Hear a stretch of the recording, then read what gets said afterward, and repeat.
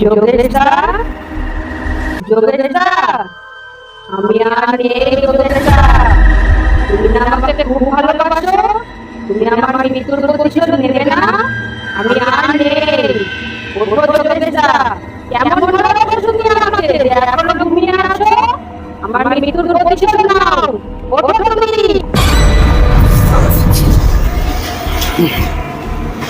কার গলার আওয়াজ? কে ডাকলো আমাকে? এই গলায় এইভাবে তো আমার লীলা আমাকে ডাকতো। তাহলে কি লীলা এসেছিল? লীলা?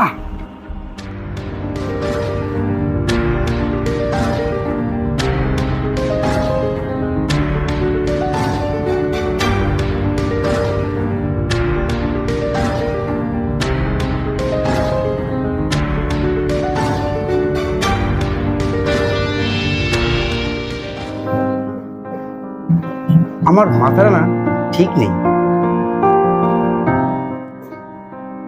যদি আপনারা কখনো কাউকে ভালোবেসে থাকেন, মানে যাকে বলে প্রকৃত ভালোবাসা, তাহলে বুঝবেন যে কি মর্মান্তিক ক্লেশ আমি বহন করে চলেছি। আশ্চর্য ব্যাপার এই যে এই যন্ত্রণা নিয়ে আমি এখনো বেঁচে আছি। ও, আমার পরিচয় তো আপনাদেরকে দেওয়া হয়নি। নমস্কার, আমি যোগেশ চন্দ্র। আমি এসেছি অক্ষয় বাবুর কাছে। কেন এসেছি সেইটাই আজ আপনাদেরকে বলবো।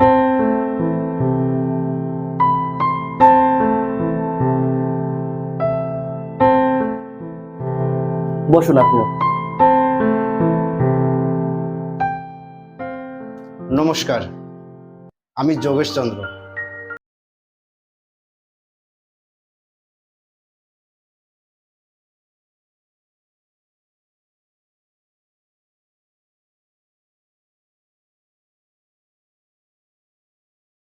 জানতে হবে, সুতরাং আপনি আপনার বিষয়টা আমাকে একটু খুলে বলুন।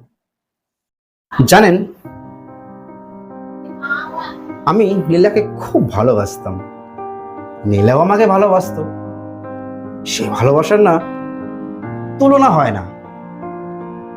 ছোটবেলা থেকে শুনে আসছি যে লীলার সাথে আমার বিয়ে হবে। তখন না মনের ভিতরে প্রবৃত্তি সজাগ হয়নি, কিন্তু যখনই শুনতাম যে আমাদের বিয়ে হবে, কোথা থেকে এক আনন্দ এসে আমার মনটাকে না শান্ত করে দিয়ে যেত। বড় হবার পরেও তা কিন্তু কমেনি। সেরকমই আমি নীলাকে ভালোবেসে এসেছি। আমার আর্থিক সেরকম ছিল না, জানেন। তাই লীলার বাবা চাইতেন না যে আমার সাথে লীলার বিয়ে হোক। বলছি বাড়িতে একটা প্রবলেম হয়ে গেছে, তোমার আর আমার বিয়েটা আমার বাবা কিছুতেই মেনে নেবে না। তাহলে কি হবে লীলা? মাও তোমাকে বেশ পছন্দ করে। আর তোমার ছোট ভাই তো আমার ছোট ভাইয়ের মতন। ও হয়তো চায় যে যাতে আমাদের বিয়েটা হোক। হ্যাঁ, মাকে আর ভাইকে বলবো বাবাকে বোঝাতে। তুমি কোনো চিন্তা করো না, দেখছি কি করা যায়। মা ছাড়া এই সংসারে আমার আর কেউ ছিল না, জানেন।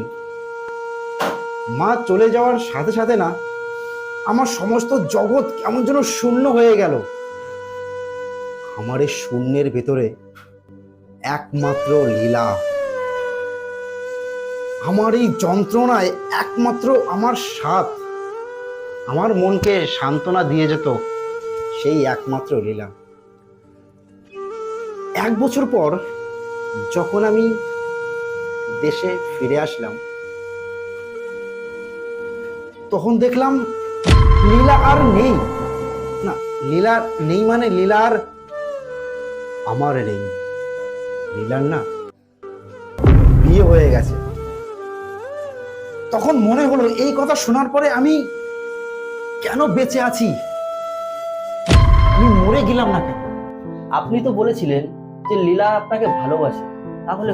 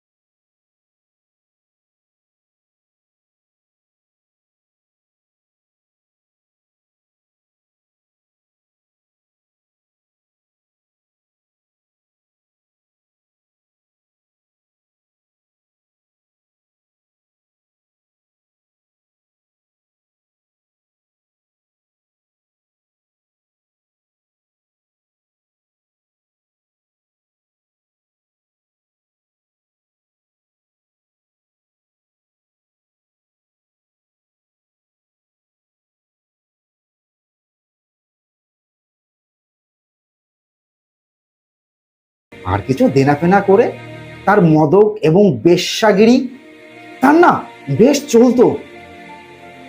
সেই মদ্যপান নেশাক্রত শশীভূষণ বেশ্যানুরক্ত মানুষটি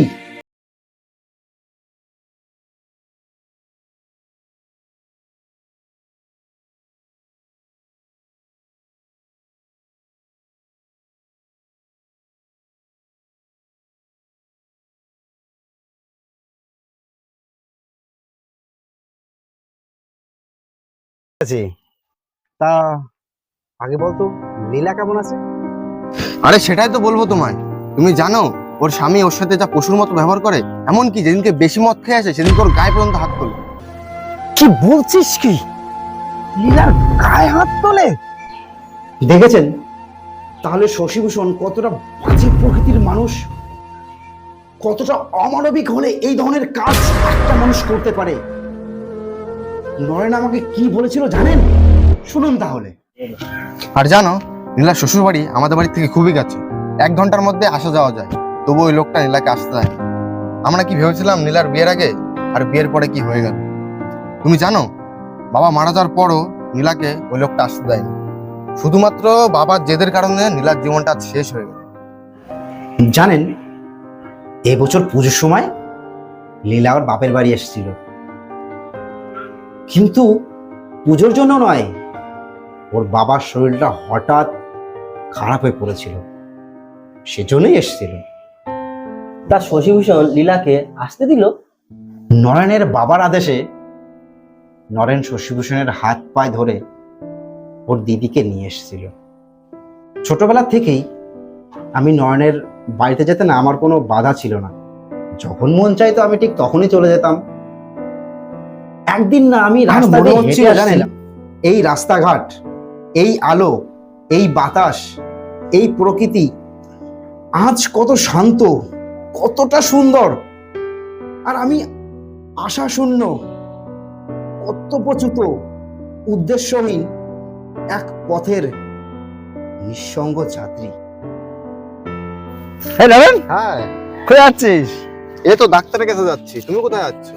আরে এই তো তোদের বাড়ি থেকেই আমি যাচ্ছিলাম। ও, ভালো করেছো, তাও দিদি এসছে। নীলা এসছে? আচ্ছা তাই যা। হ্যাঁ হ্যাঁ, ঠিক আছে।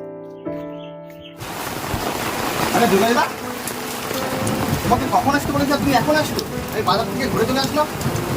আরে যখন আসছিলাম তখন বৃষ্টি পড়ছিল, তাই পুরো ভিজে গেছিলাম, তাই বাড়িতে গিয়ে চেঞ্জ করে তাই ছাতা নিয়ে আসলাম। তো চল দেখি।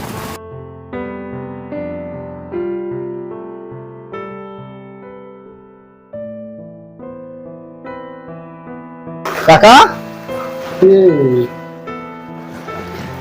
বাবা যোগেশ, বাইরে কেন, ভিতরে এসো আমার পাশে।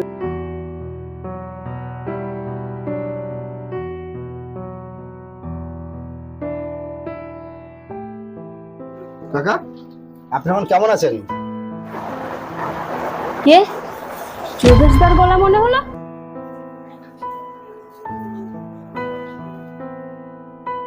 বাবা, আমার আর বাঁচতে ইচ্ছা করে না, মনে হয় না এই যাত্রায় আমি আর রক্ষে পাবো।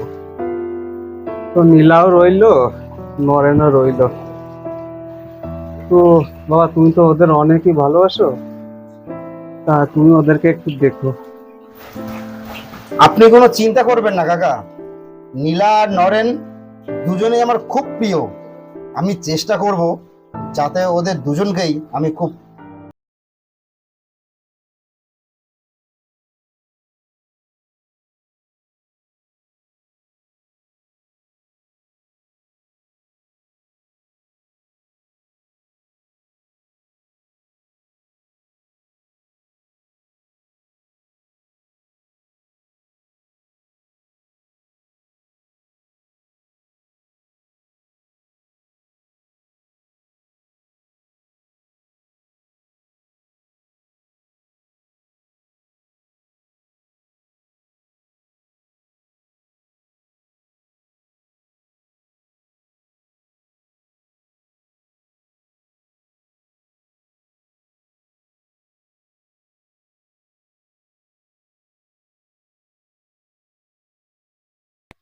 নীলাকে তো চিনতেই পারিনি।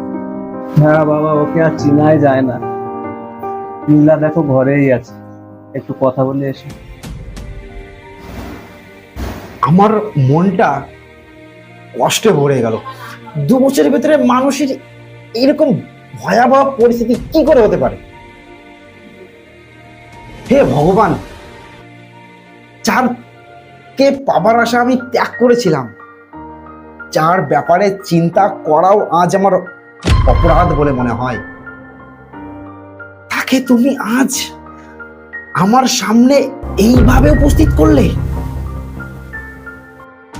আমি ভগবানকে মনে মনে বললাম, ভগবান, সব কষ্ট তুমি আমাকে দাও, কিন্তু তুমি আমার লীলাকে তুমি সুখী করে তোলো।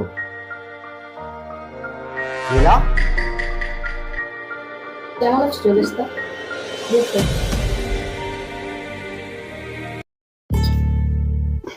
আমি আছি ভালো। তুমি কেমন আছো? দেখতেই তো পাচ্ছো কেমন আছো। তোমার বাবার মুখে আমি শুনলাম, যেটা শুনলাম ঠিক ভালো লাগলো না।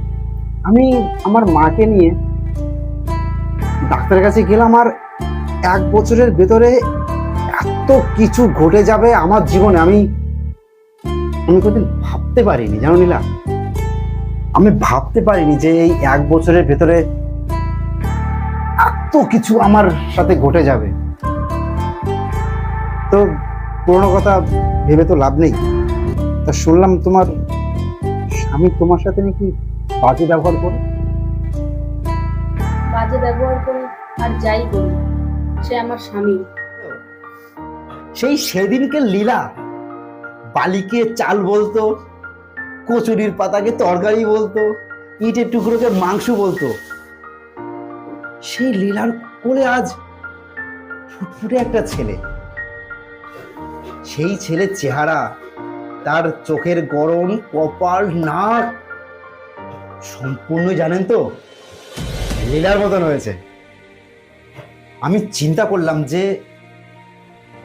যে করেই হোক ওই শশীভূষণের সাথে আমার দেখা করতেই হবে, কারণ তার চরিত্রের যদি একটু পরিবর্তন করতে পারি তাহলে হয়তো আমার লীলা একটু সুখী হলেও হতে পারে। তাই ঠিক করলাম যে শশীভূষণের সাথে আমার দেখা করতে হবে। তা শশীভূষণ কি আপনার সঙ্গে দেখা করেছিল? হ্যাঁ, তার সাথে আমি দেখা করেছিলাম। শুধু দেখাই নয়, তার সাথে আমি আগের মতন বন্ধুত্ব শুরু হয়ে গেছে। ওদের বাড়িতে যখন যেতাম, জানেন, খুব যত্ন করতো। আচ্ছা, তারপর কি হলো সম্পূর্ণ খুলে বলুন তো, কিচ্ছু লুকোবেন না কিন্তু আমার কাছে। আমি যতই শশীভূষণের বাড়ি যেতাম না কেন এবং ও যতই আমাকে যত্ন করতো না কেন, যখনই মনে পড়তো এই সেই শশীভূষণ যার জন্য আমি আমার লীলাকে হারিয়েছি। কিন্তু রাগ করলে না চলবে না, তাকে বোঝাতে হবে। তাকে না আমি বোঝাতাম এবং সে আমার কথা শুনতো, কিন্তু যেদিন বেশি মদ খেত সেদিন লীলার প্রতি তার অত্যাচারের পরিমাণ ততটাই বাড়তো। ঠিক তার পরের দিনই আমি তাকে বা তিরস্কার করতাম, কিন্তু ও আমাকে কোনো বাজে কথা বলতো না, আমার কথাগুলো কিন্তু সে শুনতো আর চুপচাপ করে থাকতো।